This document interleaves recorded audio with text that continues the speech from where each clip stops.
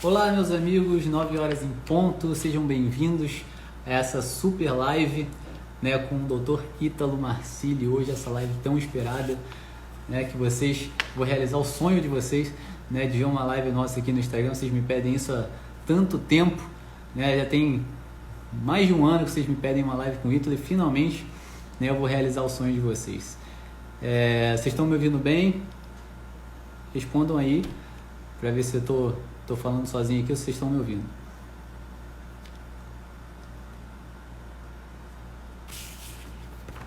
Vão entrando aí, vão enchendo a live.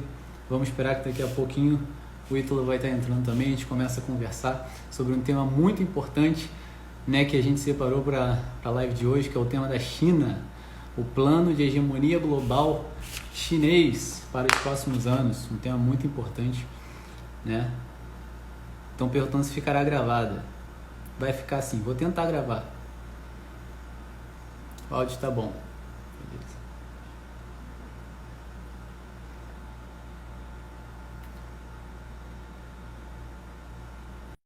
Ítalo para entrar aqui. Vamos ver.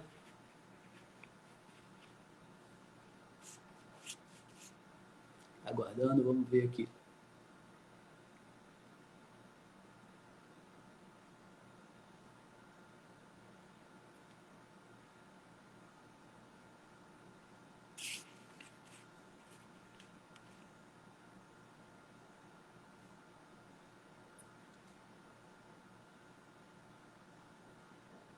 Tá aguardando ainda. Hoje a internet caiu aqui em casa, faltando 2 horas para a live. Fiquei preocupado de acontecer alguma coisa, mas graças a Deus voltou a tempo.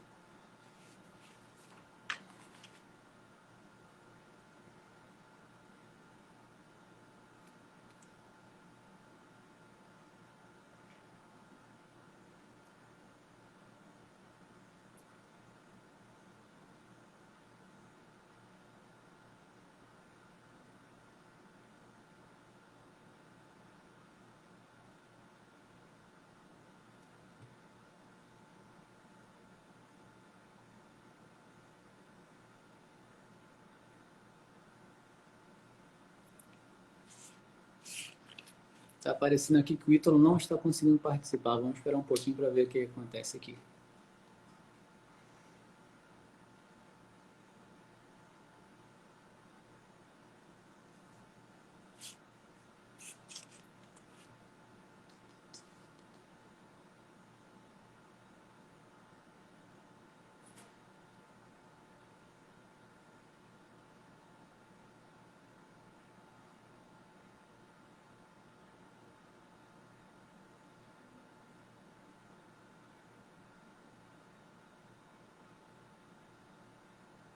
Será que o Partido Comunista Chinês está sabotando a nossa live?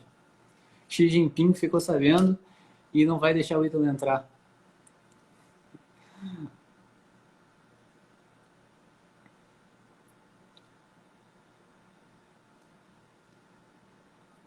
Estou falando aqui, só vejo o Pedro ainda. É porque o Ítalo não entrou ainda. Vamos esperar.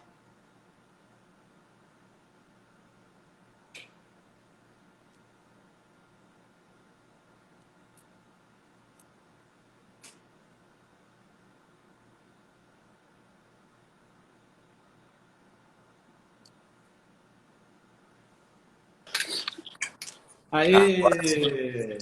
Fala, Pedro. Doutor Ítalo Marcilli, meu vizinho aqui da Praia da Barra, tudo bem? Tudo bem? Cara, olha que coisa bizarra. Eu acho que finalmente o Instagram se ligou que eu tô fazendo live com um monte de convidado e eu não tava conseguindo enviar a solicitação para você. Logo na minha vez eles se ligaram. Eu mandava a solicitação e aí apareceu uma mensagem que nunca tinha aparecido antes. Até printei, que eu vou botar isso aí, é novidade. A sua solicitação não pode ser enviada. Não tá conseguindo. Entrei na hora aqui, mas bizarro, cara. Aí agora é você que me chamou, né? Aí entrou. Porra, que coisa. Eu acho que eu falei isso antes de você entrar aí. Eu acho que foi o Xi Jinping que ficou sabendo. Eu tava ouvindo, eu tô aqui desde o início, desde que tu entrou. Tô te mandando solicitação, mandando. Aí desliguei o celular, liguei de novo. Bizarro. Mas que bom, conseguimos. Graças a Deus. Ótimo. E aí, Pedro, beleza? Vamos lá. Beleza? Como é que você tá? Tô bem, cara. Que bom estar aqui contigo, que maravilha. Vizinho, né, cara? Tô aqui do lado um do outro, aqui no... exatamente. Pois é. É só fazer uma apresentação aí. Vai que tem um seguidor meu que é de outro mundo, não conhece quem é o Ítalo Marcílio, né? O Ítalo é um psiquiatra, referência aí na área, criador do maior programa de desenvolvimento pessoal da América Latina, né? E esse sucesso todo, né? Fez o Doc ser o doutor mais amado e odiado também do Brasil, né, Ítalo?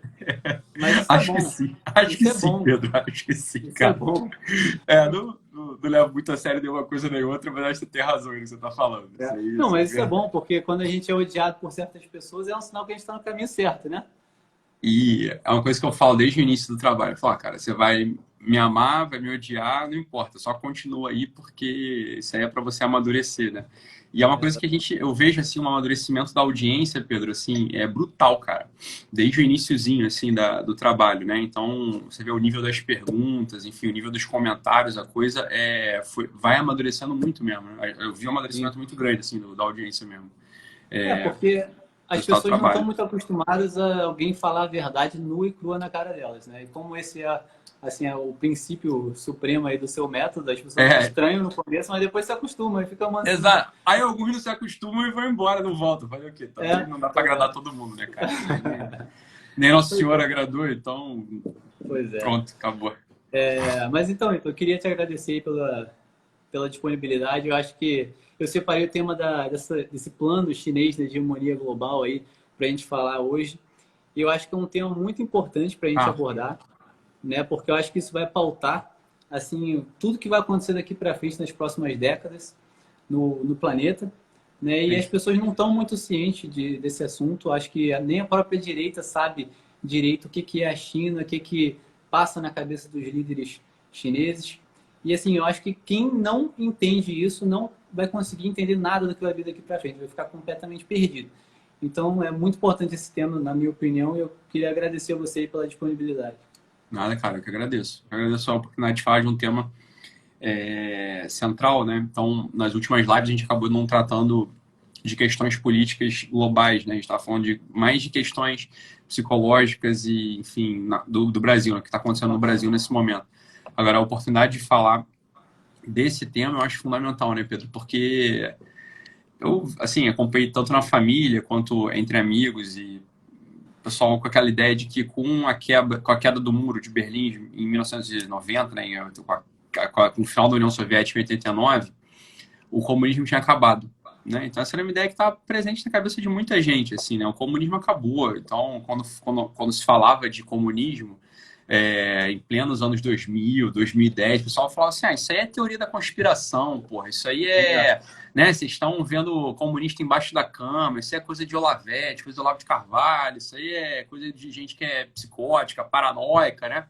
E aí, com esse negócio do Covid, não sei se é uma sensação que você teve também, do dia pra noite, um monte de gente olhou para aqueles documentários do Xi Jinping, né, e falou assim, ué, mas o comunismo ainda existe? Esse é um negócio que a gente já falava. Assim, a gente fala Descobriram há 15 anos, há 20 anos, a gente está falando assim, cara, o comunismo não acabou. O comunismo é um plano global que está de pé, né? E claramente de pé, e está longe de acabar, pelo contrário, né? Essa é uma das grandes forças do mundo, que move o mundo. Então, o pessoal vendo o documentário do Xi Jinping e vendo o pessoalzinho de vermelho lá, com a caderneta vermelha do Mao Tse-tung na mão, marchando, e restrições de todo tipo, de toda sorte, né, na sociedade.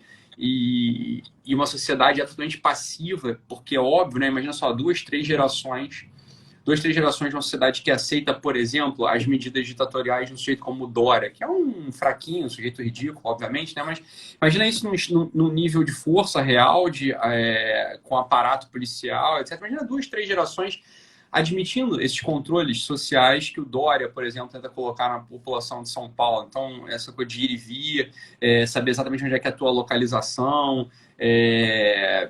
enfim, dizer o que você pode consumir, o que você não pode, obedecer ao pai, né, ao pai governador. Imagina só duas, três gerações nesse ritmo.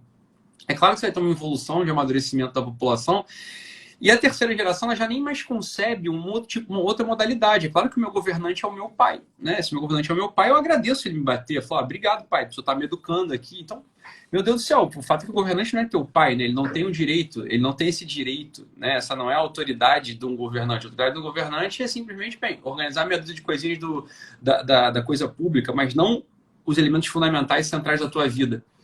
Então, quando a gente olha para uma China comunista hoje, o que a gente vê? A gente vê a perda total das liberdades individuais, sobretudo dessa liberdade, que é a liberdade de saber o seguinte, ó, quem manda em mim? Né? A quem eu devo... quem de fato tem autoridade sobre mim? Quando você olha para uma China comunista, os regimes totalitários, eles são assim. Né? Então, os ditadores, eles têm essa figura paterna, um pai tirano, que é responsável e, ao mesmo tempo, tem o direito de dispor da tua vida. Né? Então, quando a gente vê os regimes comunistas avançando na América Latina, olha, claramente, num primeiro momento você tem uma revolta, mas com 2 ou 3 gerações ali de regime, se eles conseguem se manter no poder, a terceira geração está absolutamente de 4, como aqueles 2 bilhão e meio de chineses, tadinhos. Os caras não tem nada para fazer, eles não têm o que fazer contra o Xi Jinping. Por que eles não têm o que fazer? Não é porque eles não têm força, eles não têm o horizonte de consciência de que aquilo está equivocado. Não é força ou falta de força. O pessoal é 1,5 bilhão de pessoas. É claro que eles têm força. Se você juntar todo mundo na mão, eles tiram o pessoal do Partido Comunista na porrada. Mas a questão não é essa. A questão é a seguinte, eles não têm horizonte de consciência. Olha, a questão da liberdade, para eles, é outra coisa. Né? Somente aqueles chineses que têm uma influência do mundo ocidental que se revoltam. Mas eles são reprimidos na base da força, como a gente vê noticiar toda hora. Esses primeiros médicos que quiseram noticiar o negócio do coronavírus, o assunto do corona... Pedro, o que aconteceu com eles? Sumiram. Né? Sumiram o que foram tirar férias? Não. No dia seguinte, a polícia bateu na porta do primeiro e na outra semana ele desapareceu. E a gente aqui, quem está mais atento, vê todo instante, né? Algumas meninas ou algum pessoal que tem uma influência ocidental consegue furar o bloqueio da internet, que a internet lá também é controlada. Essa é uma outra questão gravíssima, né? da China e de alguns países árabes, né? É o controle total, a rede de computadores, a internet. Então, algumas pessoas conseguem furar esse bloqueio e publicam o que está acontecendo na China. Essas pessoas todas somem. Elas somem. A polícia, foi o que o Pedro falou, a polícia bate na porta, assim como estão querendo essa palhaçada de policial poder bater na tua porta, Pedro, se achar que você está contaminado com Covid. Então, imagina que a gente faz uma brincadeira aqui na live, você espirra, eu espirro e fala, tô com Covid.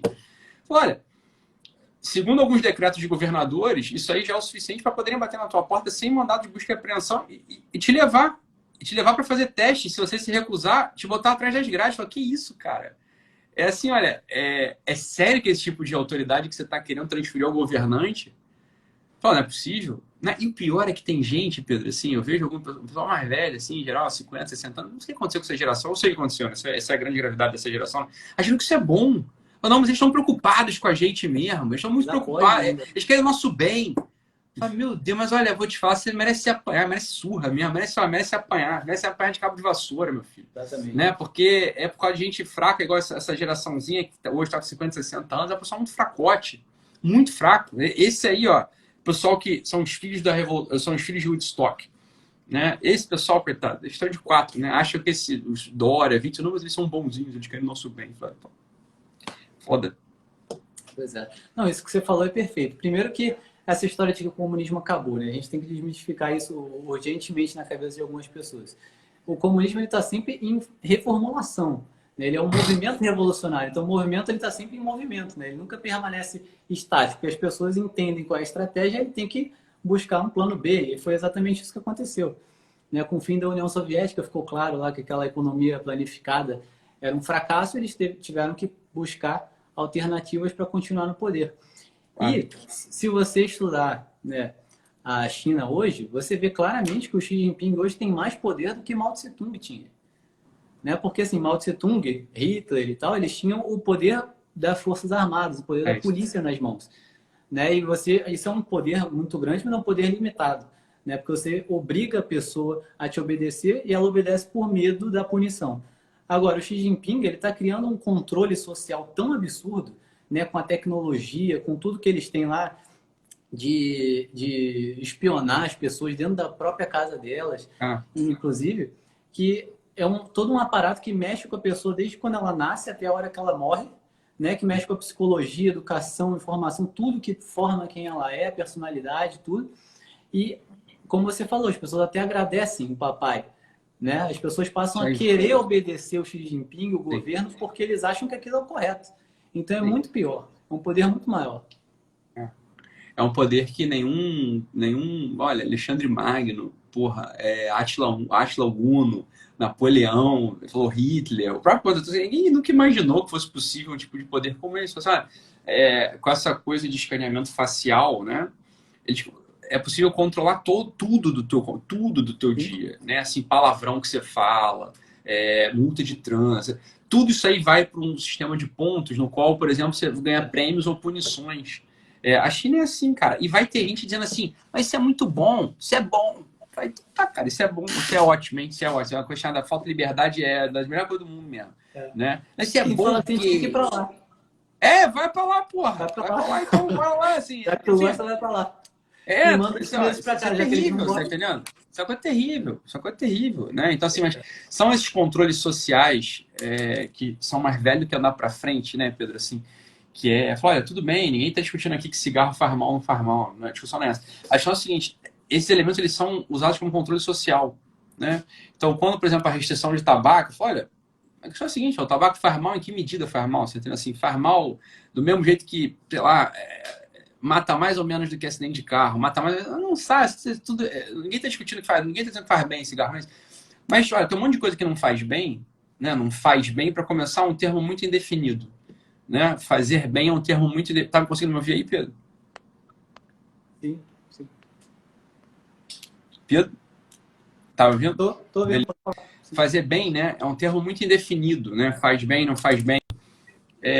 Então, umas primeiras medidas de controle social, de comportamento social, foi o antitabagismo da década de 60 e 70. Né? O pessoal não sabe dessa história. Então, hoje, todo mundo acredita e todo mundo olha para o cigarro e diz, cigarro é coisa que faz mal. Fala, tá bom, ninguém está discutindo faz mal, faz bem. A questão é a seguinte, como é que se pega um elemento desse e cola uma etiqueta na cara de quem fuma? O jeito que fuma, em muitos grupos sociais, graças a Deus está acabando, né? Mas em muitos grupos sociais, o jeito que fuma é mais perverso que um abortista, mais perverso que um pedófilo, mais perverso que um maconheiro, é mais perverso que... Isso é um programa de controle social, é óbvio, né? A pessoa tira um cigarro para fumar, ela sente assim, meu Deus, eu estou transgredindo, né? Assim, tá todo mundo olhando para aquele sujeito ali, né? Então, há certos elementos de controle social, o cigarro é um deles, já expliquei numa live, não vou explicar de novo aqui, né?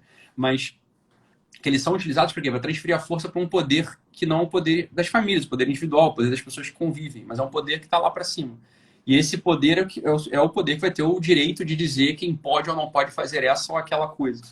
Né, socialmente. Isso é absurdo, no final das contas. Não sei se não dá para perceber o quão absurdo é a transferência de poder para um governante. Para você dizer assim, cara, quem é esse cara? Quem é esse cara? Esse cara tem que organizar. O que o governo tem que fazer? Tem que organizar, porra. Ele tem que organizar a estrada. Ele tem que fazer essas merdinhas, cone, da 7 isso que ele tem que fazer, porra. Você tá entendendo? Agora vai ficar, cara, é para ser, porra, de um prefeito, de um governador. Isso é para nada. Você distribuir esse ISS, porra. Isso é a coisa mais básica do mundo, entendeu? Por isso serve uma merda de um prefeito, de um governador, serve pra porra nenhuma, você entendeu? Serve pra administrar a meia dúzia de coisinha e não encher o saco. Né? Isso é óbvio. Só que o cidadão médio é imbecil, é uma parte, que é dar o poder pro cara. Isso é loucura, bicho. Isso é porra louco, cara. Isso é loucura. Né? Não sei se tu concorda, Pedro. Isso é uma maluquice, claro. Sem fim, óbvio. Sim. E essas medidas de controle social, elas sempre são assim, elas começam com coisas pequenininhas. E aí vão escalando. Por exemplo, claro. A questão do cigarro também, mas é coisas que eles vão galgando degraus até controlar tudo. É igual a questão do aborto também, né? Se você perguntar para os esquerdistas, eles vão falar, não, vamos legalizar o aborto aqui até tantas semanas. Mas o objetivo real deles é poder matar até na véspera do nascimento. Né? Então, tudo isso você vai dando poder aos poucos e quando você vê, você está numa armadilha que você não consegue sair mais. Porque depois, quando você... Aborto, obviamente... É uma pauta revolucionária, né? Isso aí não tem nem o que falar. Né? Porque, obviamente, só uma sociedade que perdeu completamente a dimensão metafísica pode discutir isso. Né? A discussão do aborto é absurda. Bem, então, uma sociedade pós-metafísica.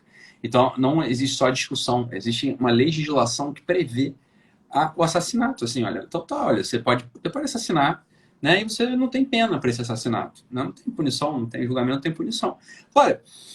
Onde isso vai parar? Porque se você botou um marco, você não botou mais um marco, entende? Isso é claro, né? É uma questão de tempo, né, Pedro? Assim, olha, você pode matar até 9 meses. Daqui a pouco vai poder matar até 3 anos.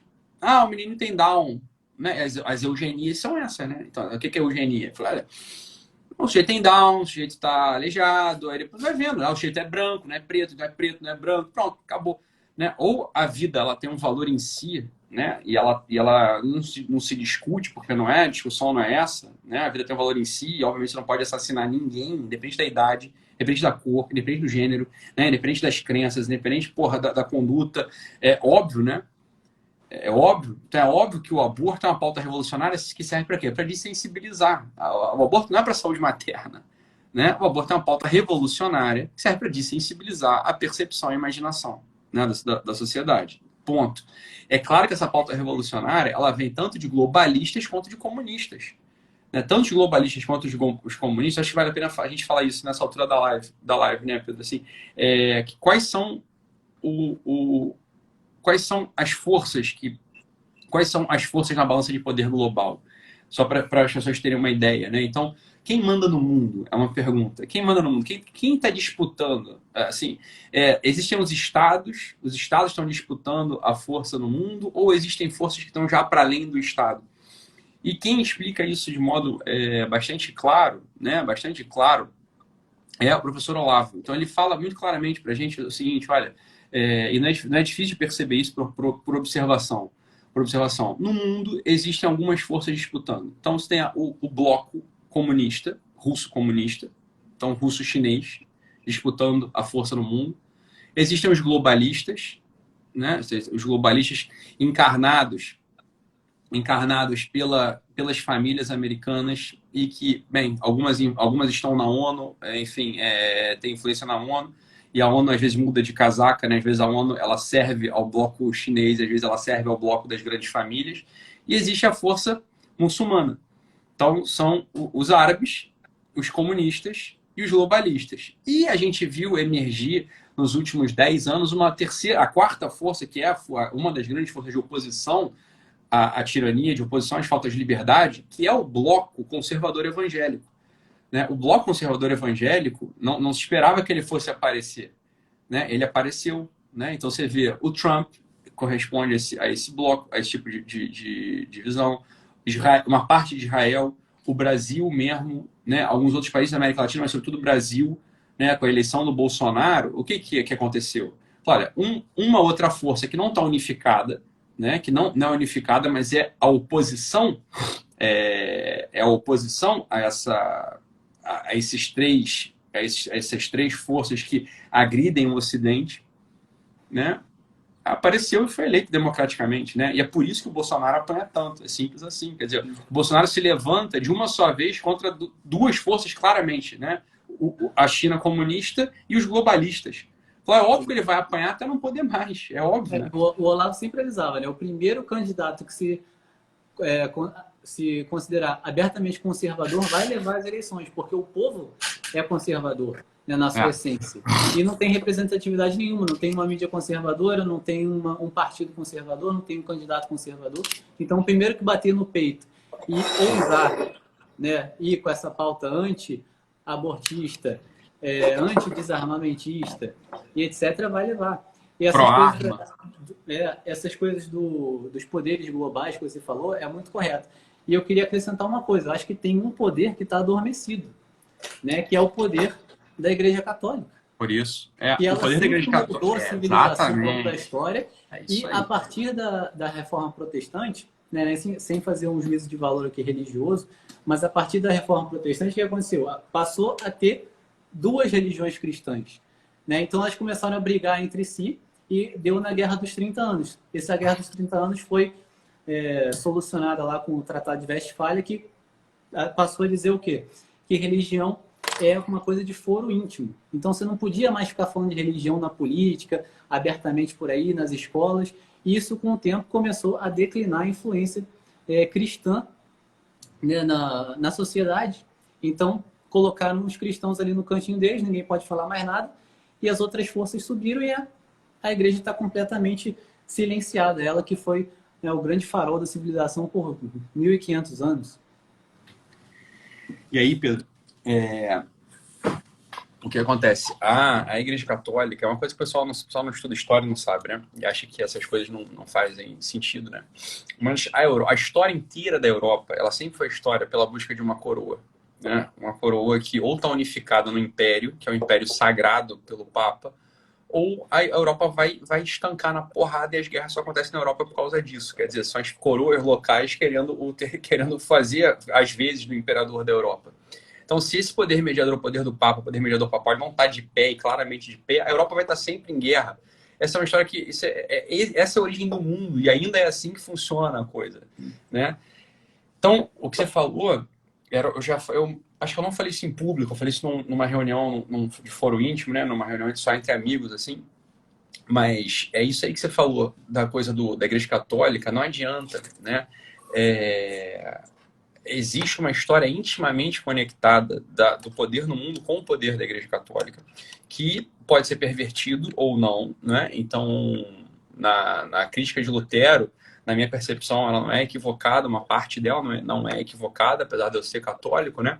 Então, Lutero, ele faz uma crítica, que eu já expliquei isso num lugar, não vou explicar aqui de novo, que é razoável, né? Agora, o que aconteceu a partir da Revolução Protestante foi uma revolução, é claro, né? Só foi o processo de divisão e mortinhos em massa. Isso aí nossos amigos protestantes não podem negar, se estudarem um pouco de história, né?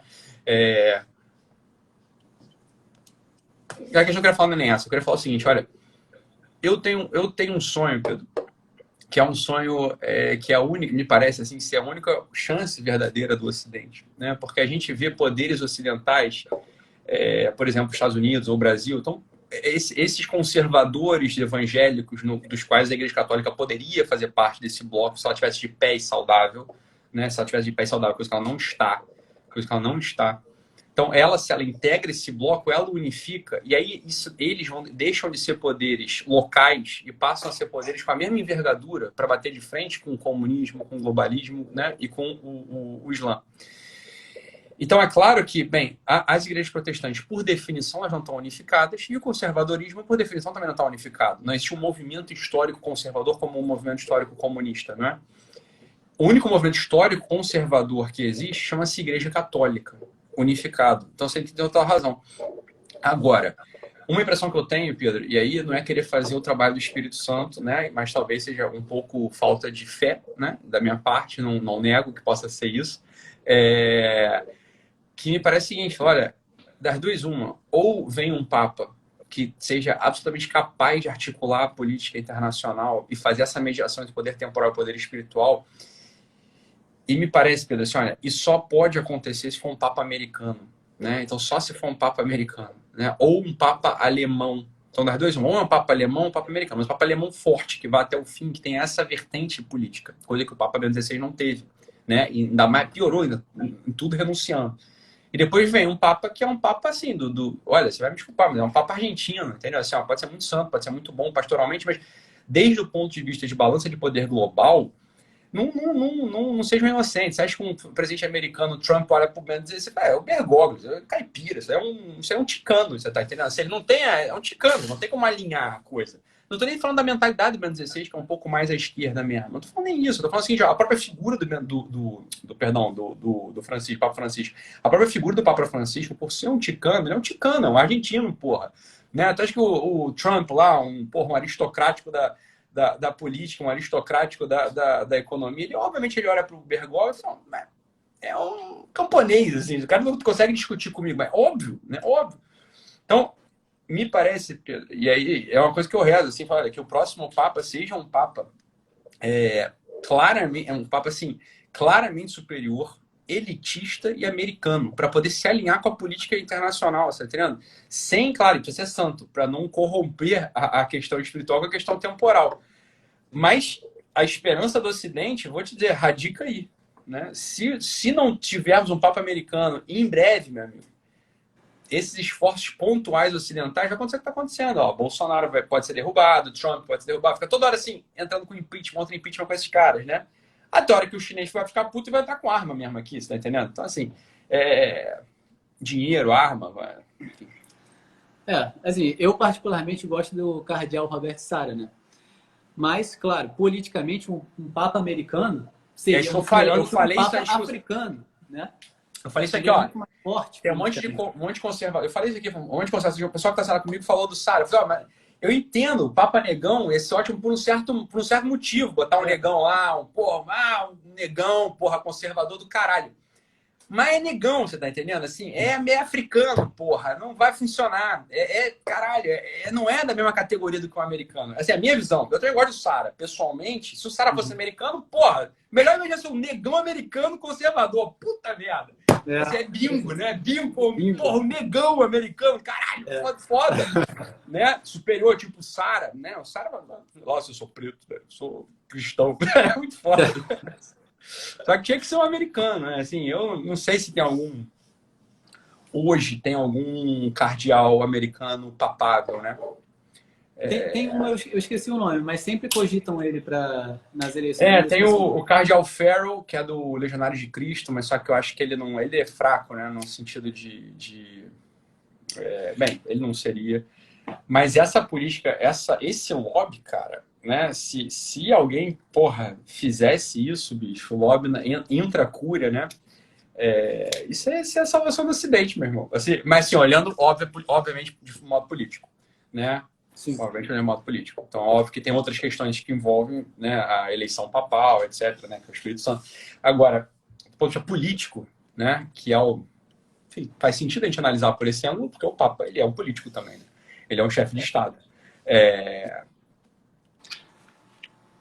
Ô, Ítalo, eu queria fazer uma pergunta, voltando aí para o assunto da China, que você fez uma profecia um tempo atrás, né, de que num futuro não muito distante, para você, a China ia comprar a Globo.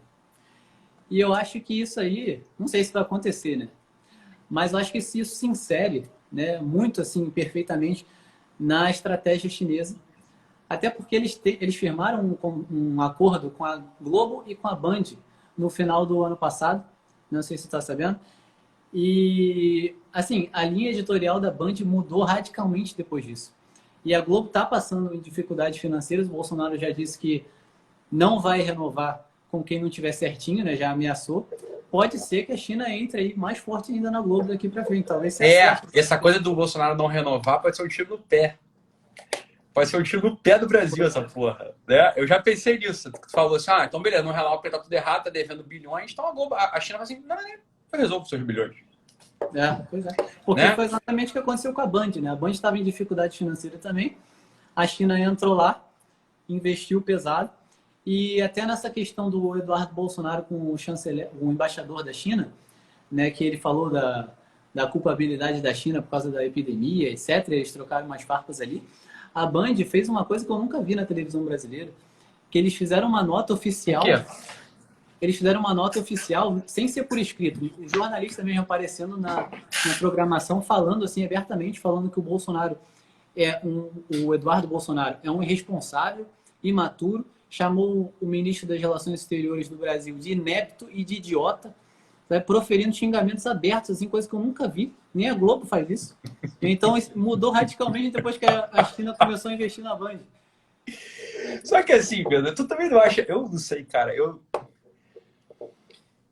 Pô, cara, assim, o povo não é mais otário também, né, cara? Acho que nego viu um negócio desse, assim, que isso, cara? Assim, por mais que... Óbvio, vai ter aquela meia dúzia do pessoal do DCE, assim, né? Enfim, PSOL, que vai achar legal. Mas, assim...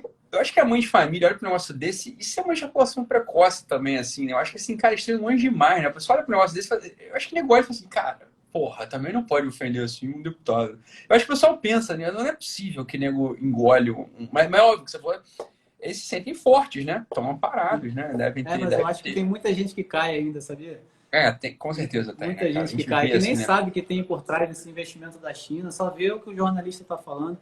Né? E isso aí é uma estratégia que a China está adotando no mundo inteiro. Né? Você vê, a partir de 2010, a Grécia entrou naquele processo de falência lá, né? Tá aquela quebradeira. E a Grécia foi um país que a China meio que usou como porta de entrada assim, para investir pesado na Europa. A China comprou os portos todos da Grécia, né? Exatamente. Então ela vai controlando assim, a distribuição em uma boa parte da Europa ali, né? Exatamente, esse é o plano deles. E o mais curioso nessa história é que logo em seguida que a China começou a investir na Grécia, pela primeira vez a União Europeia não pôde divulgar o relatório sobre abuso de direitos humanos na China porque a Grécia vetou. É isso aí. Entendeu? Então, o investimento vem sempre com a compra da consciência. É isso, é total. Portugal, uma parte de Portugal também comprada pela China, né? São os países pobres, é óbvio. A China vai entrar por onde? Vai entrar pela Alemanha? Óbvio que não, né?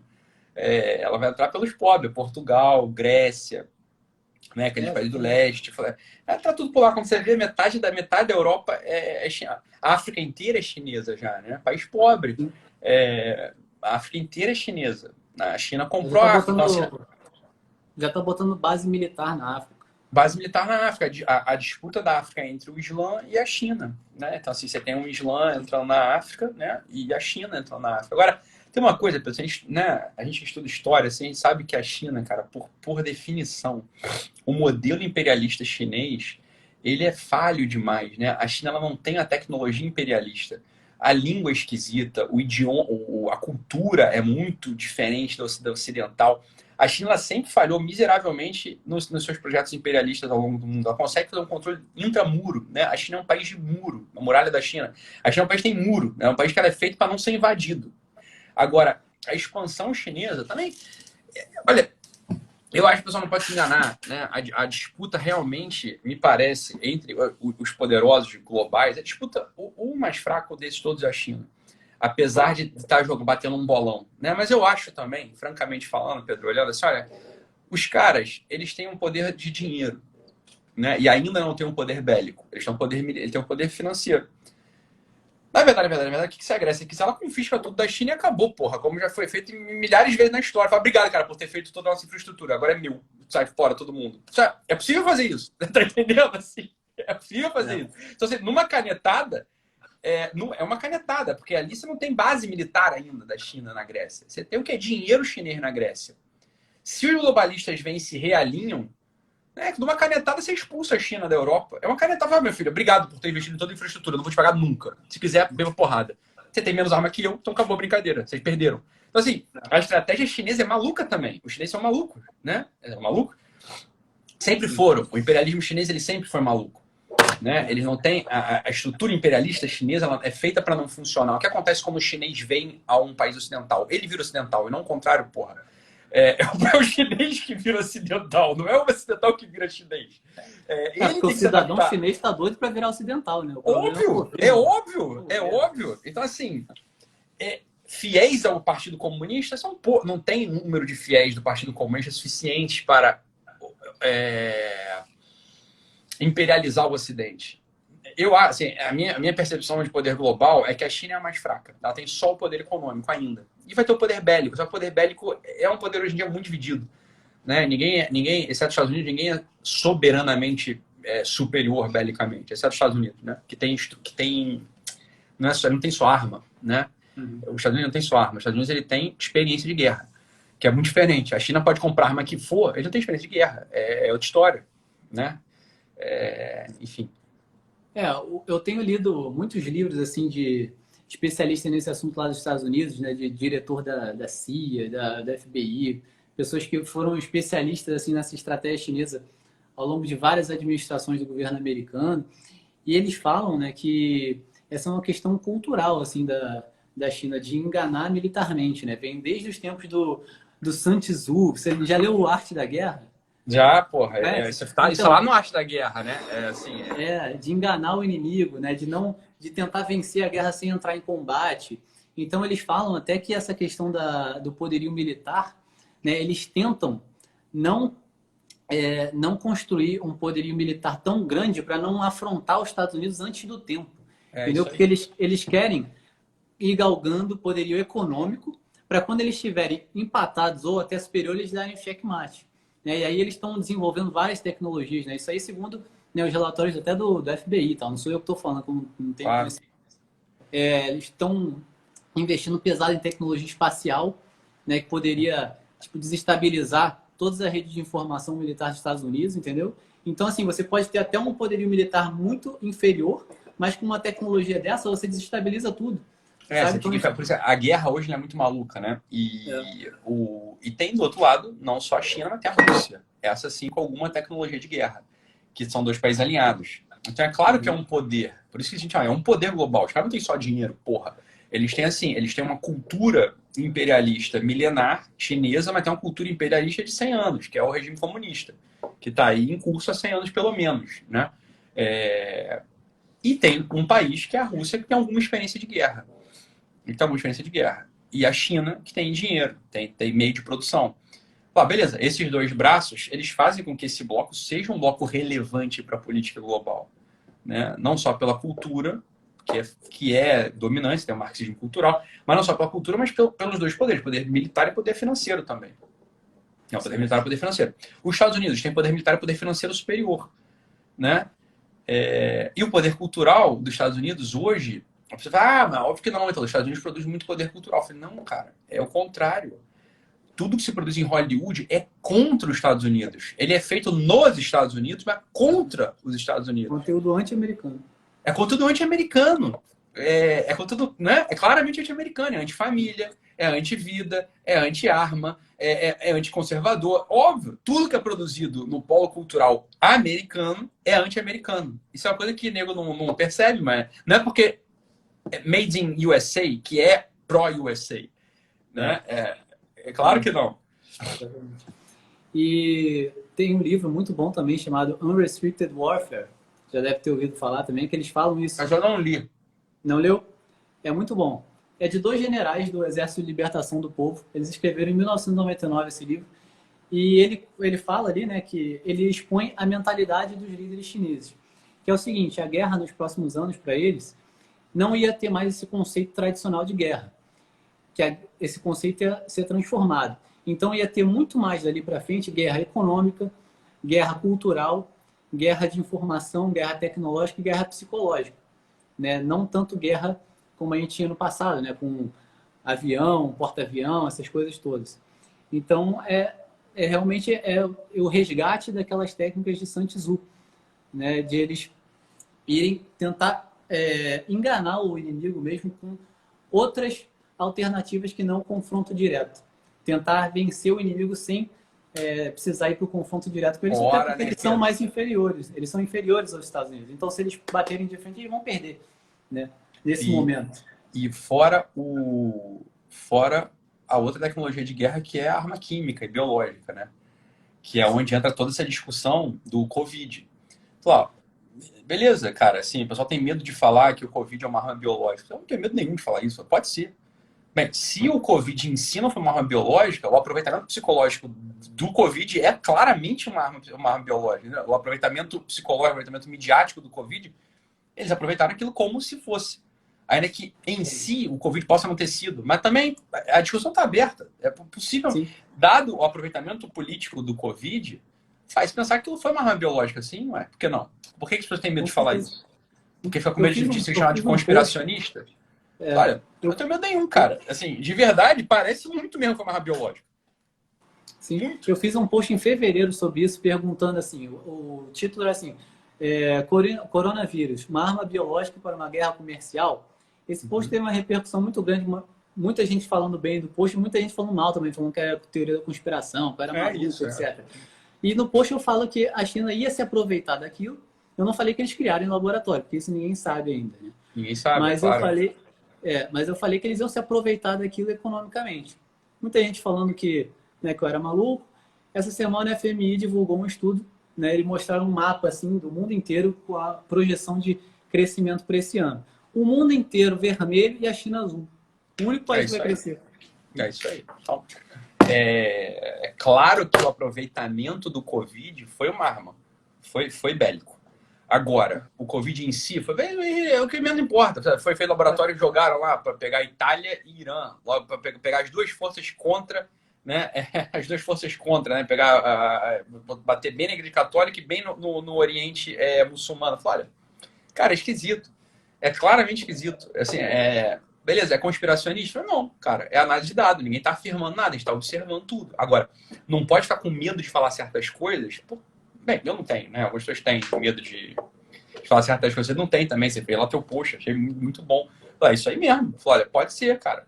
Né? Claramente pode ser. E não é só. O general Huan, o que foi ministro de defesa, foi chefe de defesa ministro de defesa durante anos na China, se reuniu com o Clinton, enfim. ele falou claramente lá, ele tem algum discurso que ele fala, olha, a nossa estratégia, um dos braços da estratégia é a guerra biológica. É um dos braços da estratégia. Ele falou claramente, isso é da boca dele, do general que Qual o nome desse? Eu vou botar. Como é que é o nome dele? Chi Haotian. Haotian, exatamente, ele mesmo, Haotian. Eu fiz um post sobre ele também. Falei, olha, claramente, ele fala claro, assim, sai da boca dele. Se saiu da boca dele, por que eu vou ficar com medo de dizer que eles falam isso? Ele falou, porra! Pois é. Você tá entendendo? Então, assim... Só acho que a teoria da conspiração, quem nunca leu 2 linhas sobre o que esse povo fala, né? Que eles falam abertamente, só que não chega aqui. Né? Esse Chi Haotian, ele é até conhecido como uma espécie de adepto do nazismo chinês, né? Que é aquela coisa do imperialismo que você estava falando. Ele falava muito claramente, olha só, a China tem 1 bilhão e 400 milhões de pessoas, uma população que só está crescendo, né? E um território limitado. A China tem 11% das terras agricultáveis no mundo, então é uma conta que não fecha. A China precisa expandir, precisa lançar suas garras sobre os outros países, ela precisa aumentar essa dominação. Né? Claro que não vai ser uma dominação como tinha antigamente, né? Que você batia na porta do país com as suas forças armadas e dominava, mas essa dominação econômica que eles estão tentando fazer. Né? Então eles sempre falaram isso, não sei por que as pessoas se escandalizam. Não, exato. Porque o pessoal quer ser limpinho, cheirosinho, prudente, né? Aquela coisa do conservador, né? Prudente, sofisticado, não posso falar certas coisas. Isso é de coisa que não tem compromisso nenhum em falar a verdade, ou de tirar as coisas como elas estão acontecendo. Isso é coisa de Dória. Isso é coisa de Dória, né? Aí, beleza. Alguns vão acreditar Dória, Moro, vão acreditar que esses caras são de direita. É o Fernando Henrique. Eles acreditavam que o Fernando Henrique era de direita, porra. Não é? Por anos o Fernando Henrique ficou como se de direita e o Lula como se de esquerda. Graças a Deus, hoje, metade do Brasil sabe que não é assim a história. Os dois são de esquerda. Essa é a grande teatro das tesouras, né? Os dois são de esquerda. Então, servem aos mesmos princípios de Princeton. Vão dominar a América Latina. Ela vai ficar vermelha. É simples assim, né? E o Fernando Henrique é outro exemplo disso que a gente estava falando, porque ele sempre falou que ele era socialista. Ele sempre se disse marxista, nunca escondeu isso e as pessoas acreditavam realmente na propaganda de que ele era de direita. Porque ele usava terno, porra.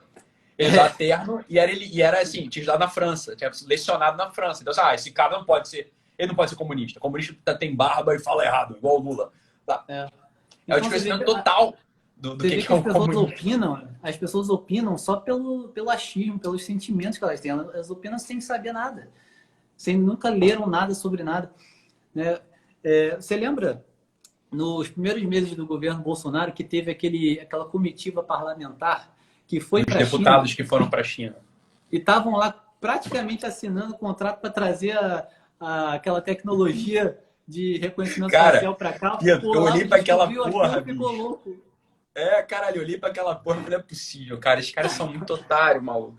E eu acho assim, eu fico imaginando também, tudo se botou, eu me botei no lugar desse deputado, assim, cara, o cara foi eleito naquele oba-oba de direita, né? Então, um cara assim, meio que entendeu, ontem chegou na cena, viu como é que funciona. Ontem eu fui como fazer mais político, eu não gosto do PT, e aí, foi eleito, né? O cara foi eleito. E aí chega, porra, os chineses lá oferecendo viagem, o cara. Imagina, o cara vai falar pro pai, vai falar pra mãe, vai falar pra tia, vou pra China, vou fazer o negócio pro Brasil, prosperar. E aí o cara vai de otário, sacou? Eu acho que é claramente a metade que é deputado lá é só otário, entendeu? O cara é otário, é o idiota útil. É só o idiota útil. O cara não tem uma porra de uma ideologia, ele não sabe nada de história global. Não sabe nada. Só que quem não tem humildade de olhar pra parada, alguns tiveram. Mas não tem humildade de falar assim, cara, é feito de idiota, cara. Desculpa, fui feito de idiota. Eu vou voltar da China. Porque a gente avisou. O Olavo, a gente avisou. A gente falou, caralho, não é pra fazer isso. Né? Metade falou assim, não, é bom. Aí, cara, aí é ignorância invencível. O cara, assim, ele não quer vencer a ignorância dele. É foda, né? Mas é bem isso. Eles estavam lá, tipo, turistando mesmo. Tirando foto. Olha que hotel maravilhoso, luxuoso. Tipo, fazendo história pros eleitores dele. Tô aqui fechando parcerias comerciais. Exatamente. A sorte que o Olavo descobriu aquilo, deu uma chacoalhada neles e voltaram sem pai nem mãe de lá. Exatamente. Uns ficaram nervosinhos, né? Falaram que ia processar o Olavo, etc. Mas não é. O Brasil, né? Essa aí é uma preocupação com o Brasil, né? Aqui no Rio, o governador querendo comprar tecnologia chinesa, porra, de monitoramento, de cara, da nossa cara, né, bicho? Eu falei, cara. Em 2017, a China aprovou um novo código de segurança nacional lá, E no artigo 7, se eu não me engano, desse código diz que todas as empresas de tecnologia e telecomunicação da China são obrigadas a ceder para o Partido Comunista qualquer informação que elas tiverem sobre qualquer empresa ou cidadão, dentro ou fora da China. Então é com esse pessoal que eles estão brincando. É claro. Só que aí você começa a imaginar, olha, é isso, cara, esses governadores, eu não acho que precise disso, né? Eu não chego a imaginar que o Dória virou um comunista chinês. Ele é só um idiota. Sim. É só um idiota muito soberbo. A China não precisa nem dar dinheiro para ele, porque ele é como. Isso foi a FHC que falou uma vez. A FHC tem uma frase que é maravilhosa, né? A gente falou assim, cara, é que tem certas pessoas que você não precisa nem botar isca, elas mordem um anzol. Mas assim, cara, o Dória é esse tipo.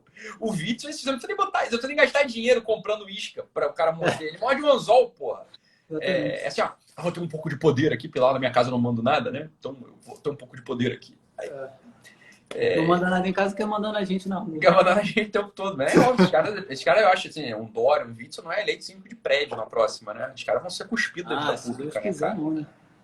Ser cuspidos da vida pública, né? Então, o pessoal olha pra eles assim e fala, cara, sei lá onde esses caras vão chegar. Eu acho assim, um cidadão médio, né? Olha pra ele e fala assim, um cidadão que não estuda, né? Que tá só vendo como é que foi tão... O cidadão médio, o Brasil, ele é profundamente conservador, né? Então, o brasileiro vai olhar, vai usar máscara, não vai reclamar, porque é conservador e pacífico. Então, vai usar máscara, todo mundo falando essa porra de Covid e tal. Agora também, cara, quero ver o Dória na próxima eleição, bicho. Assim, eu duvido muito que esse bicho se reeleja alguma porra, assim, né? O nego vai olhar e esse cara é maluco. Porque quem é que vai votar nesse cara? Cara, quem vai votar no PSDB? O PSDB ele conseguiu ser odiado pela esquerda e pela direita. Quem é que vai votar nele? Eu fico pensando isso também, ninguém vai votar mais nessa gente. É assim, ou é a reeleição do Bolsonaro ou a esquerda vai voltar. Das duas, ou é Lula ou é Bolsonaro. Assim, volta para o mesmo cenário de 2018. Ou é Lula ou é Bolsonaro. Né? Não tem muito... E por mais que o pessoal fique puto com o Bolsonaro agora, quero ver quem nego vai votar, né, em 2022. O nego vai votar no Bolsonaro de novo. Vai votar no Bolsonaro de novo. Porque, óbvio, é a única opção viável. Eu gosto do Bolsonaro. Ponto. Eu voto nele por confiar nele. Eu não voto nele por falta de opção, não. Tá? Eu voto no Bolsonaro porque eu gosto do Bolsonaro. Tá? Acho ele uma pessoa honrada, um sujeito patriota.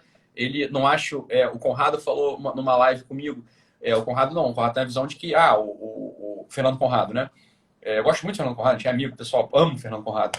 Mas ele falou assim, ele tem uma visão do Bolsonaro que ele falou assim, o Bolsonaro é o melhor pesticida, não é o melhor adubo. Eu não, eu acho que o Bolsonaro é o melhor adubo, inclusive. Eu acho que o Bolsonaro ele encarna uma figura necessária para o momento histórico de amadurecimento do Brasil. Eu acho necessário o Bolsonaro. Eu acho que o Bolsonaro bom, né? Bom para o Brasil. Então, a figura dele, os valores que ele encarna, o jeito dele, né? Eu acho excelente, tudo excelente, né? E as medidas, e como ele tá conduzindo o país, acho ótimo, tudo assim, eu aprovo o governo Bolsonaro. Sim, nesse momento que a gente vive, né? Que a gente vive uma guerra cultural, né? Ideológica. E nesse momento que a gente vive, a gente precisa de uma pessoa assim, como o Bolsonaro. Por exemplo, eu gosto muito do príncipe Luiz Felipe.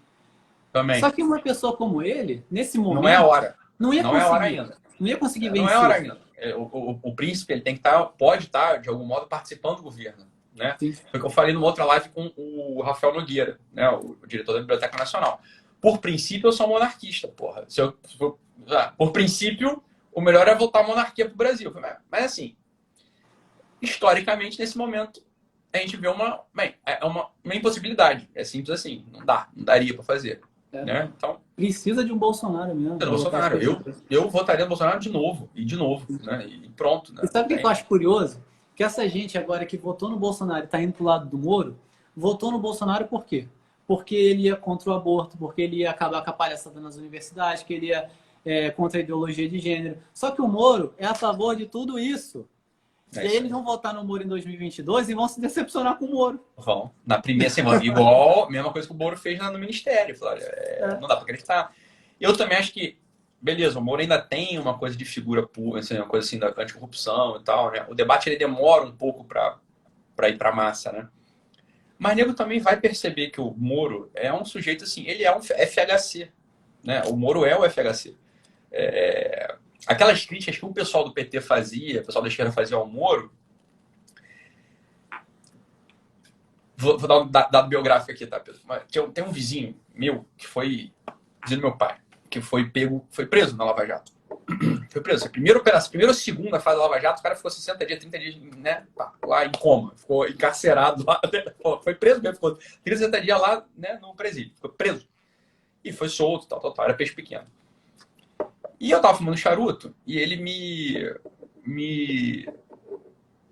tava terminando assim, e o cara era fumador de charuto também, e ele falou assim, Ítalo, porra, tu fuma charuto, cara? Eu falei, fumo sim, fulano. Ele falou, então vem cá, quero te dar um presente, né? Aí, do nada, assim, o cara entrou, entrei na casa dele, aí ele, porrada de charuto lá, não, escolhe aí. Eu falei, não vou escolher, que é isso, né, fulano, não vou dar o nome dele aqui. Ele falou, então deixa eu escolher pra vocês, aqui é o que eu mais gosto, então vamos fumar aqui um charuto, vamos fumar um charuto. Ele ficou lá falando, né, um pouco reclamando do Moro pra mim. O cara tinha sido preso pelo Moro, né? Preso pelo Moro. E francamente falando, Pedro, assim, eu não discordei de um monte de coisa que ele falou pra mim. Aí ele falou, essa porra, fala um monte de coisa que é exagero, o Moro quebrou o Brasil, não é isso. A gente sabe, né? Quem quebrou o Brasil foram os corruptos, óbvio, né? Foi o PT. Mas ele tava falando de uma perseguição do Moro só com o pessoal do PT. Mas tinha um monte de gente do PSDB envolvido também no esquema que ele preservava. Né? Não estou dizendo que seja exatamente assim, né? Uhum. Mas tinha uma percepção na época, e você vai lembrar disso bem, mas caralho, cadê o Moro pegando o pessoal do PSDB? Só tá pegando o pessoal do PT? Hoje a gente entende um pouco melhor a coisa, né? Fala, olha, talvez o pessoal tivesse alguma razão. Talvez o pessoal tivesse alguma razão. Naquela época tava meio nebuloso, né? E a gente nem podia ficar dando muita razão por isso, senão o pessoal ia achar que a gente estava contra a prisão do Lula. Uhum. Exatamente, a questão histórica, você não pode, dar voz para esse tipo de coisa, deixa eles discutirem isso, eu não vou discutir isso, né? Mas, cara, isso ficou na minha orelha. Eu falei, olha, eu já tinha percebido e o fulano lá falando, olha, alguma razão esse fulano tem. Né? Eu não quero chamar de fulano porque, enfim, não queria, eu tô chamando de fulano só para preservar o nome dele, né? Não tô chamando para desmerecê-lo, né? Mas, olha, alguma razão esse fulano tem. Né? Alguma razão esse cara tem aí, né? Enfim. E assim, vendo essa coisa que se criou em torno do Moro, assim, de herói nacional por causa da corrupção, né?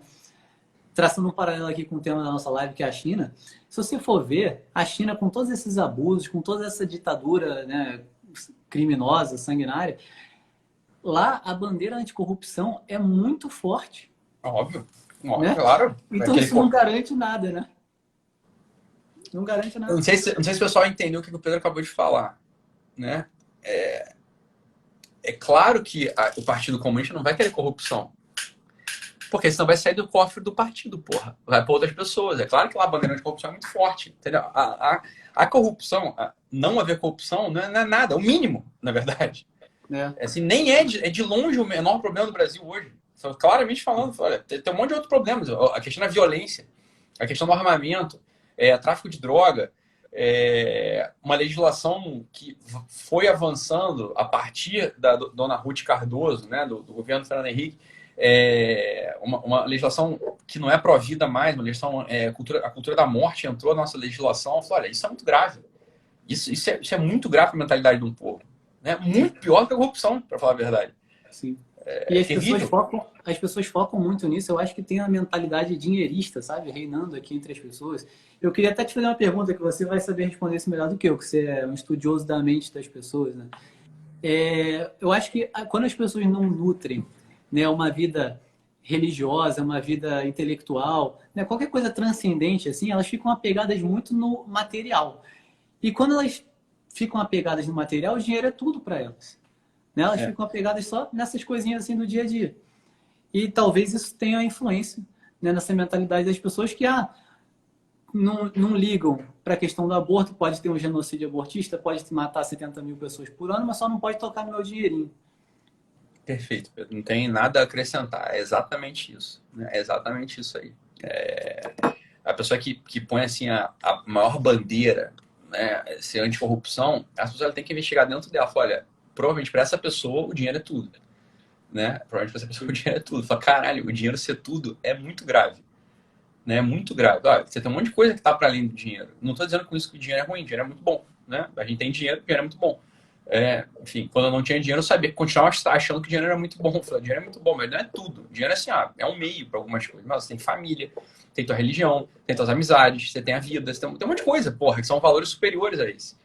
Então é óbvio, assim, você tem um mínimo de organização do dinheiro público necessário. Mas isso é uma base. Isso sozinho não é nada. Né? Isso sozinho não é nada. Né? Que é o que o Pedro está falando, é óbvio, né? Ítalo, falta 20 segundos aqui para acabar a live. Vamos gravar outra, Pedro. Vamos gravar outra em breve. Vamos. A gente marca outra. Muito obrigado aí pela conversa, Pedro. Obrigado mesmo. Obrigado a você pela disponibilidade. Foi bom para todo mundo, foi bom para mim também.